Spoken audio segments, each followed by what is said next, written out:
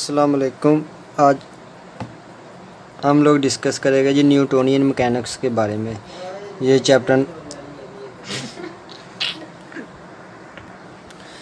Newtonian mechanics का ये question number हमारे पास 1 है, जिसमें हमने क्या करना है, इसके इंट्रोडक्शन को एक्सप्लेन करना है। Introduction of Newtonian mechanics, also define basic terminologies of Newtonian mechanics. जो न्यूटोनियन मैकेनिक्स में टर्मिनोलॉजी इस्तेमाल होती हैं उसके बारे में भी एक्सप्लेन करना है।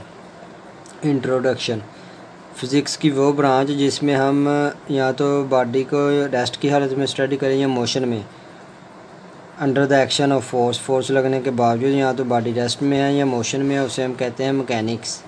क्या कहते हैं जी? मैकेनिक्स। या तो बॉडी को रेस्ट की हालत में स्टडी करना है या मोशन में, उसको हम कहते हैं मैकेनिक्स। क्या कहते हैं जी? मैकेनिक्स।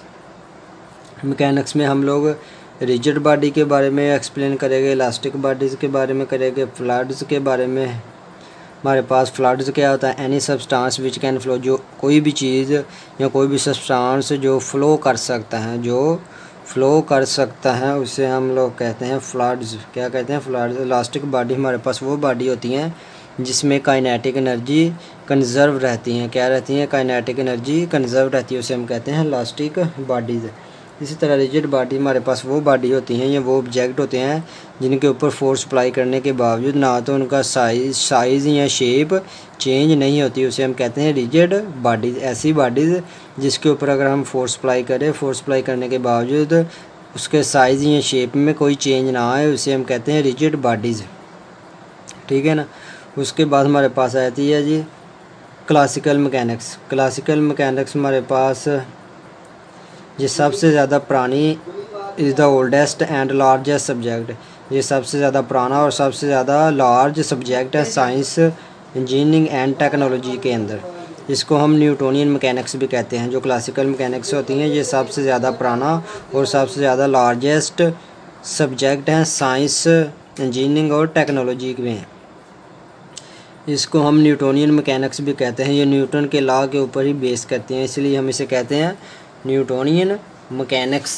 क्लासिकल मैकेनिक्स को हम लोग न्यूटोनियन मैकेनिक्स भी कहते हैं।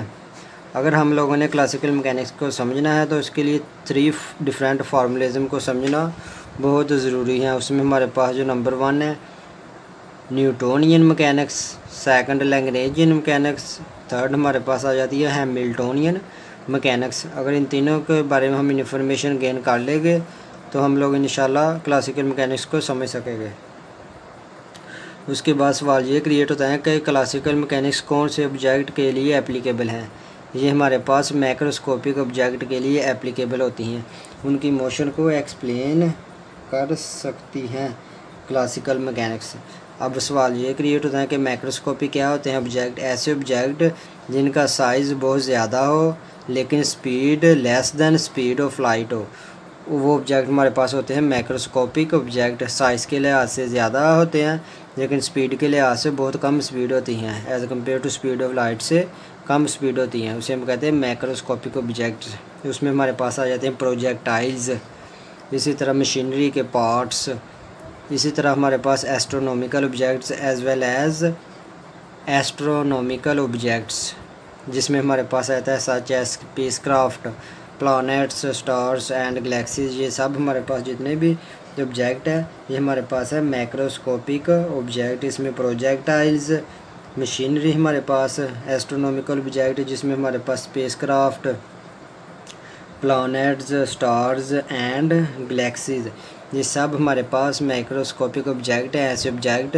जिनका साइज़ तो बहुत ज़्यादा होता है लेकिन speed less than speed of light होती हैं, उसको हम उसके लिए उस ऑब्जेक्ट की मोशन के लिए क्लासिकल मैकेनिक्स एप्लीकेबल होती हैं, जिनकी speed less than speed of light होती हैं। माइक्रोस्कोपिक ऑब्जेक्ट होते हैं मीन उनका साइज़ बहुत ज़्यादा लार्ज होता है, इसको हम लोग कहते हैं जी क्लासिकल मैकेनिक्स। ठीक है ना, इसको हम लोग कहते हैं क्लास। उसके बाद हमारे पास आ जाती हैं टर्मिनोलॉजीज़ जो न्यूटोनियन मैकेनिक्स या फिर क्लासिकल मैकेनिक्स के अंदर इस्तेमाल होती हैं। जो टर्मिनोलॉजीज़ हमारे पास फर्स्ट है मास।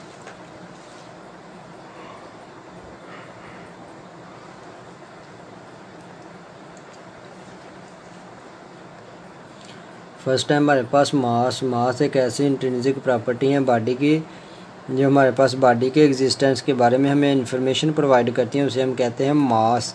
मास बॉडी की वो इंट्रिंसिक प्रॉपर्टी है जो हमें बॉडी की एग्जिस्टेंस के बारे में इंफॉर्मेशन प्रोवाइड करती है, उसे हम कहते हैं मास।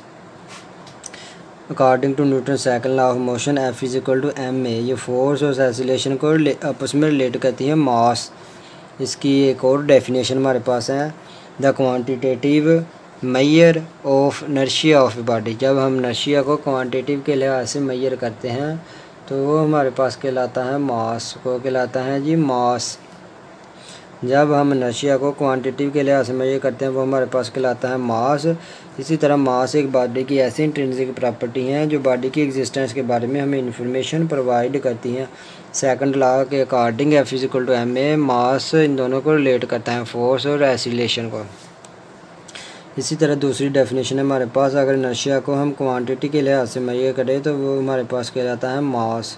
क्या कहलाता है जी? मास। अगर बॉडी के इनर्शिया को क्वांटिटी के लिहाज से मेजर करें तो वो कहलाता है मास। इसी तरह हमारे पास मास क्या करता है जी? ऑब्जेक्ट की जो रेजिस्टेंस है उसको भी मेजर करता है। जब इसके ऊपर फोर्स अप्लाई की जाती है किसी ऑब्जेक्ट के ऊपर तो मास उसकी रेजिस्टेंस को भी मेजर करता है। क्या करता है जी? रेजिस्टेंस को भी मेजर करता है मास। उसके बाद आ जाता है ये इनर्शियल मास, ऐसा mass that determines the acceleration of a body. ऐसा मास जो बॉडी के एक्सीलरेशन को डिटरमाइन करे under the action of A given force, उसे हम कहते हैं इनर्शियल मास। ये हमारे पास ऑब्जेक्ट है जिसका मास एम है, इसके ऊपर हमने फोर्स अप्लाई की या फोर्स अप्लाई करेंगे तो हमारे पास ये क्या करेगा? मास उसकी एक्सीलरेशन को डिटरमाइन करेगा। एक्सीलरेशन किस डायरेक्शन में होगा? जिस डायरेक्शन में फोर्स होगी उसी डायरेक्शन में एक्सीलरेशन हमारे पास होगा। तो ये हमारे पास कहलाता है इनर्शियल मास। इसी तरह gravitational mass, the mass that determines the acceleration of a body. ऐसा मास जो बॉडी के एक्सीलरेशन को डिटरमाइन करे under the action of the gravitational force. जब उसके ऊपर ग्रेविटेशनल फोर्स एक्ट करे तो उसे हम कहते हैं ग्रेविटेशनल मास। फॉर एग्जांपल ये बॉडी है जो हमारे पास स्पेस में है, कुछ हाइट के ऊपर है, जिसका मास एम है, तो इसके ऊपर डाउनवर्ड ग्रेविटी फोर्स लगेगी हमारे पास। तो क्या लगेगी? Gravity force. तो ऐसा मास जो क्या करेगा? बॉडी के एक्सीलरेशन को डिटरमाइन करे कब? जब उसके ऊपर ग्रेविटेशनल फोर्स एक्ट करे तो उसे हम कहते हैं ग्रेविटेशनल मास। उसके बाद न्यूटन और गैलीलियो ने एक्सपेरिमेंट किए इनर्शियल और ग्रेविटेशनल मास के ऊपर और हमें बताया कि ये इक्विवेलेंट होते हैं। क्या होते हैं जी? इक्विवेलेंट। गैलीलियो साहब ने और न्यूटन साहब ने एक्सपेरिमेंट किया किसके ऊपर? इनर्शियल एंड ग्रेविटेशनल मास के ऊपर, और हमें बताया कि ये इक्विवेलेंट होते हैं, मसावी होते हैं, जो इसकी एग्जैक्ट क्वालिटी होती हैं जिस इनर्शियल एंड ग्रेविटेशनल मास की, उसे हम कहते हैं प्रिंसिपल ऑफ इक्विवेलेंस। उसे हम कहते हैं प्रिंसिपल ऑफ इक्विवेलेंस। जो एग्जैक्ट क्वालिटी होती है इनर्शियल एंड ग्रेविटेशनल मास की उसे हम कहते हैं प्रिंसिपल ऑफ इक्विवेलेंस। इसी तरह हमारे पास जो फर्स्ट लॉ ऑफ मोशन है वो क्या करता है जी? फोर्स की क्वालिटेटिव डेफिनेशन हमें प्रोवाइड करता है। न्यूटन का फर्स्ट लॉ फोर्स की क्वालिटेटिव डेफिनेशन प्रोवाइड करता है। जो हमारे पास फोर्स होती हैं समथिंग विच चेंज या टेंड, जो हमारे पास फोर्स होती हैं वो बॉडी या ऑब्जेक्ट की स्टेट को चेंज करती हैं। स्टेट दो तरह की होती हैं, या तो बॉडी रेस्ट में होगी या यूनिफॉर्म मोशन में होगी स्ट्रेट लाइन के अंदर, ठीक है ना। जब फोर्स अप्लाई करेंगे तो उसकी पोजीशन चेंज होगी, स्टेट चेंज होगी स्ट्रेट लाइन में, या तो रेस्ट में होगी या यूनिफॉर्म में होगी, ठीक है ना। हमारे पास इनर्शियल मास और ग्रेविटेशनल मास, इसके ऊपर एक्सपेरिमेंट किया गैलीलियो और न्यूटन साहब ने, और हमें बताया कि दोनों क्या होते हैं? इक्विवेलेंट होते हैं। मीन्स जो इसकी एग्जैक्ट क्वालिटी आती है इनर्शियल और ग्रेविटेशनल मास की उसे हम कहते हैं प्रिंसिपल ऑफ इक्विवेलेंस। उसे हम कहते हैं प्रिंसिपल ऑफ इक्विवेलेंस। इसी तरह हमारे पास जो न्यूटन का फर्स्ट लॉ है वो फोर्स की हमें क्वालिटेटिव डेफिनेशन प्रोवाइड करता है। कैसे कि जब फोर्स किसी चीज़ के ऊपर अप्लाई होगी तो वो उसकी स्टेट को चेंज कर देगी। कौन सी स्टेट? स्टेट दो तरह की होती हैं, या तो रेस्ट में होगी या यूनिफॉर्म मोशन में होगी स्ट्रेट लाइन में, ठीक है ना। उसके बाद हमारे पास आगे आ जाता है जी स्पेस। स्पेस हमारे पास ऐसा रीजन होता है जिसमें हम बॉडी की स्टडी को इन्वॉल्व कर सके। ऐसा region geometrical region in which study of body is involve, उसे हम कहते हैं स्पेस। स्पेस हमारे पास reference point is called region, जहाँ से हम बॉडी को स्टडी करना शुरू करते हैं, किसी बॉडी के ऊपर एक्सपेरिमेंट या ऑब्जर्वेशन करना शुरू करते हैं। तो जब हम जिस पॉइंट से शुरू करते हैं उस पॉइंट को हम कहते हैं रेफरेंस पॉइंट, या फिर ओरिजिन क्या कहते हैं, रेफरेंस।